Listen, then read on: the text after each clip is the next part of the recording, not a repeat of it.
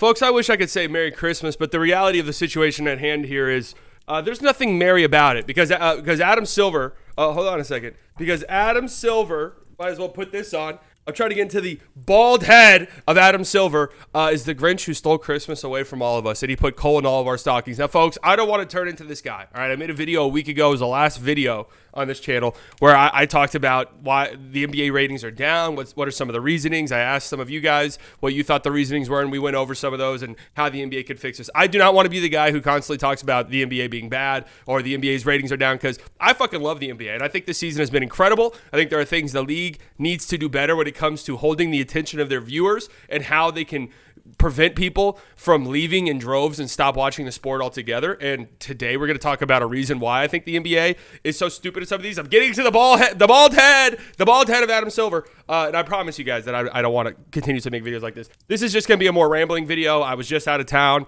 visiting some family for Christmas. I have family in town now visiting me for Christmas. So, a lot going on, and we'll get back to regular scheduled programming after the holidays. We'll dive deep into trade slop, and we'll get into the trade, the trade targets, the trade destinations, all of that. But for the time being, I want to talk about this because this is near and dear to my heart. Make sure you guys subscribe to the channel. This is near and dear to my heart. This issue is Shot Creator, this website. Here, I'll show you guys what it looks like, but it looks a little bit wonky right now. Shot Creator was a website that was launched earlier this season, before the season started. I have some friends who are, let's just say, pretty invested into some of these sites. And it was a great service. I mean, I promise you, if you watch any NBA content creator, I promise you, if you follow any NBA content creator online, they were using the fuck out of this website, and you were probably using it yourself. It was a free tool, readily available for NBA fans. Like, this is just an example I pulled from their Twitter because you can't access the main website right now. If you try to access their website, this is a damn shame. This is what pops up. Unfortunately, Shot Creator is experiencing a data outage. We are working hard to get everything up and running, and we will update you as soon as we have more information. All right, that's been the case for a week. It's been down for about a week. But this would sort of be what it looks like when it's up and running. Okay, this is just one I pulled from their Twitter. Total corner three-point attempts in the regular season so far.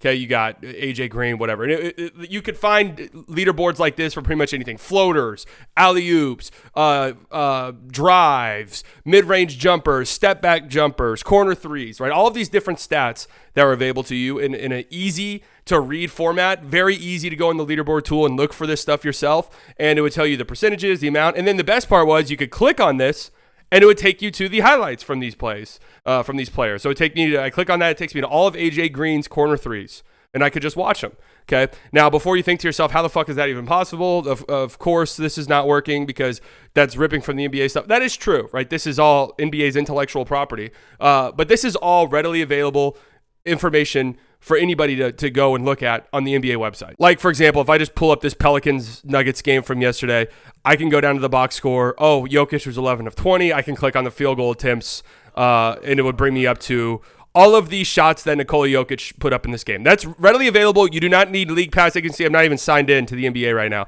You don't even need League Pass to watch this. This is free and available for pretty much everybody. And what these websites would do is they would scrub the NBA database basically and just provide these type of plays with the descriptors, the corner 3-point, the step back shots, whatever the case may be, in a very easily accessible way for us, the fans, because the NBA does not do that shit. And I'll talk about it here in a bit. Now, I thought that this could potentially be a couple of different things, but I thought that maybe the NBA changed something in their back end, and it would require these websites to change something as well, and we'd be back to work. So I asked around. Again, I have friends who are pretty invested in these websites. I'll just say that, and that is not the case. The NBA blocked them, and I was told the NBA specifically blocked them, and with no warning. With no, hey, letting you guys know, change X, Y, and Z or we're taking it down, or hey, just letting you guys know you can't do this because X, Y, and Z we're taking it down.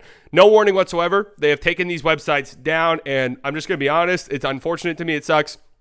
I'd be surprised if they're back up and running. I want to be charitable to the NBA. If I want to get into the bald head of Adam Silver and figure out why in the fuck would they do this, my thinking is maybe they are in the process of creating something themselves on the NBA website that will make it easier for fans to access plays like this. Now, if I had to guess, they would probably paywall something like this behind like a $20.99 subscription, which if I've learned anything from asking people why they're not watching the NBA anymore, the next thing the NBA needs is another subscription service. That would be great. That would be tremendous. And I'm just going to hope that was the case, because the reality was, Shot Creator, this website was insanely popular. Like, it had almost a 100% approval rating in the NBA community, and it was just so easy to use, which is nice, because while the NBA does have all of this stuff readily available for you, it is so fucking hard to navigate. This website sucks. How is it 2024, about to be 2025, and this is still the shitty-ass website that you're using for stats? Like, for example, like I said, you could go in, Shai Gilgeous-Alexander, 817 points, most in the league this season. I can click right here. I can watch all 567 of Shai Gilgeous-Alexander's field goal attempts so far this season, right? I can do all of that right here. The difference between this and the Shot Creator website, you see right here, it says miss Gilgeous-Alexander 10-foot turnaround fadeaway shot, right? This descriptor right here, you could just go to Shai Gilgeous-Alexander's profile on the Shot Creator, click fadeaway shot, see his percentages on fadeaway shots, and see all the clips for fadeaway shots. In order to accomplish that on this shit fucking website, I would have to go through all of these, type right here, play type, and then I'd have to type in myself fadeaway shot, and then I'd have to scroll and peruse through all of these. It's so shitty. It's so outdated that I can't believe they haven't updated this yet. And then to make matters worse, it doesn't even work half the time. Like, if I were to look at the clutch stats, De'Aaron Fox, 18 games played. All right, he's averaging nearly 4 points in clutch games. All right, let's look at all of De'Aaron Fox field goal attempts in the clutch. Oh, wait a second. Are you noticing something right here? I clicked on the field goal attempts in the clutch. Hold on. Let me move my fucking bald head. Wait a second. That says 10 minutes and 53 seconds left in the first quarter. That's not the clutch.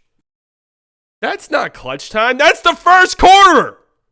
This website sucks. And so there's part of me that's hopeful that inside of this Adam Silver noggin, that they're going to create their own film room type of website that's going to be much easier to navigate for the fan. Because I want to point you guys to something, and I want to talk about something here really quickly. The MLB had a problem. Back in 2018, Pitching Ninja, I mean, I'm not a big baseball guy. I know who Pitching Ninja is on Twitter, got clapped by the MLB for posting copyright content, by posting clips of pitchers throwing pitches, right? And this was something the MLB was very strict about in the mid to late 2010s on social media. You could not post baseball clips, okay? This caused a huge uproar. The fans were incredibly pissed off about it, and credit to the MLB. How did they respond to this? They created the Film Room, which then led to this, Baseball Savant. I mean, this is one of the craziest websites I've ever seen, completely free. You do not have to pay for this at all if you are a baseball fan. And I'm going to be real with you guys. I'm going to try to show you guys how this shit works. I don't even know what the fuck I'm looking at. That's how crazy this is. The amount of clips you can find. And granted, baseball is easier because it's such a set outcome sport that it's easier to filter plays like this. But I could come in here, I mean, how many screwballs were thrown this year that led to a called strike? Like, I can search that. It will come up eventually. And then I can click on it. All right, cool. Click on Brent Honeywell. He threw 22 of these. And look, I can click on, move my bald head. I can click on every single one of these. I can watch every single screwball that was thrown for a strike this year. Isn't that fucking insane that MLB provided completely free for fans to use? So this is absolutely a coping mechanism, because I'm hopeful that the NBA is doing this because they're going to launch their own platform in the near future. However, I struggle to think that is the case. I struggle to think that's why they're doing this. I think they're doing this because they are responding to a lot of the criticism that ratings are down. And one of the big reasons why people say the ratings are down is because highlights are too accessible. It's too easy to watch highlights. There are YouTube pages out there that'll post every offensive possession, every defensive possession of one single player during games. So if there's certain things that you're looking for, there are things you can find online that make it to where, yeah, maybe you don't need to watch every single NBA game if you can just check out the highlights. And I'm worried that this could be a response to that. And if that's the case, what a fuck up. What a stupid fucking decision by the NBA that just feels like they are constantly making stupid fucking decisions. And every now and then, they'll get one right. Like, I think the in-season tournament was a great idea. I do, and I think it's worked out.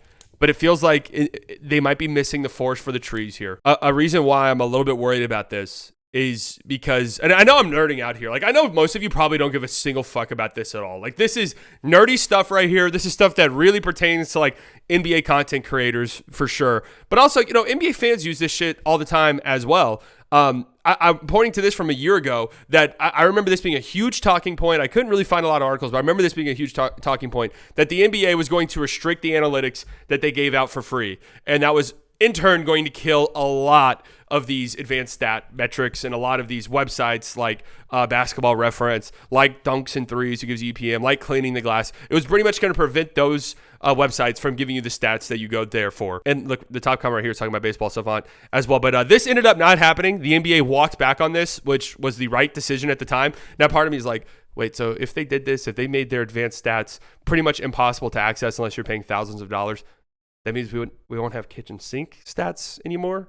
That does sound a little appealing, but ultimately it's bad for the fans. Why would you limit the access to some of this stuff? I don't understand it at all. And a reason why I think this is so fucking stupid on the NBA's part is this is how you're going to use your force. This is how you're going to swing your dick around by doing this. By taking away things from fans and from content creators who love your sport. Anybody who is using the high-low, anybody who is using Shot Creator loves the NBA. Loves it. Nobody who's on these sites unless they are NBA nerds. And that's what you're going to take away. Okay, your broadcasting companies are continuously doing such a shitty job of marketing your sport, of promoting your sport, and that's why you're such an online-driven league. You rely so heavily on content creators and fans themselves to promote your sport because you do such a bad job at it, and your broadcasting partners do such a shitty job at it. I had to watch the college football playoff because I was out of town visiting family this past weekend. What a terrible sporting experience that was, watching all of those shit games play out in front of me. But I'm watching it, the Ohio State-Tennessee game. They're on ABC, mind you. The one of the places that is broadcasting Christmas Day games. They're promoting the games. I don't remember who it was. The color commentator and the play-by-play guy are like, man, that's a lot of NBA. And the color commentator goes, yeah, I even like the NBA, and that's kind of a lot of basketball. I'm like, what the fuck? What kind of promotion is that? That's the worst promotion of all time. Meanwhile, I'm sitting here watching the shittiest sporting event play out in front of me, the most boring fucking sporting event I've ever seen in my life. Just so embarrassing. And what are you going to do anything to that? Of course not. You're so scared of your broadcasting companies. You're so scared. You're so scared of them. You let them walk all over you. Let them shit on your sport endlessly, even during the halftime show of games that they are broadcasting. Even on the post-game show of games that they are broadcasting. They shit all over your sport. You don't do anything about that. You don't swing your dick there at all. But the moment you get an opportunity to shit on your fans, basically, and say, hey, guys, I know that you love this. I know this has a 100% approval rating. I know that you guys are having a great time using this platform. Again, using readily accessible and free data that we provide on our website. This website's just making it easier to read because our website is so shitty. It's so terrible. We're taking it away. We're taking it away from you. Content creators who basically promote our sport for us and that we want to promote our sport for us, we're taking away this tool that you guys might use to help promote the sport. Okay, Victor Wembanyama. I said I was going to talk about him here in a bit. Victor Wembanyama. Are you aware of how unbelievable he's been over the past month or so? Are you aware of just how insane he has been? The amount of shit that he is doing that we have not seen in the NBA ever. Have you? Probably not, because since the start of November, he's been on national TV 3 times. 3 times. The Spurs have been a pretty competitive basketball team. Wemby's been awesome. Why are they not talked about more? This is one of the most dumb founding things to me, one of the stupidest things to me, because just a little over a year ago, the NBA was streaming the French team that Victor Wembanyama was playing on. They were streaming those games for free because he was going to be the face of he was going to be the number 1 overall pick. He was this hype phenom prospect. Everybody wanted to watch him. He generated so much interest. He had a great rookie season, and he's having this absurd stretch of basketball. Were you even aware of this?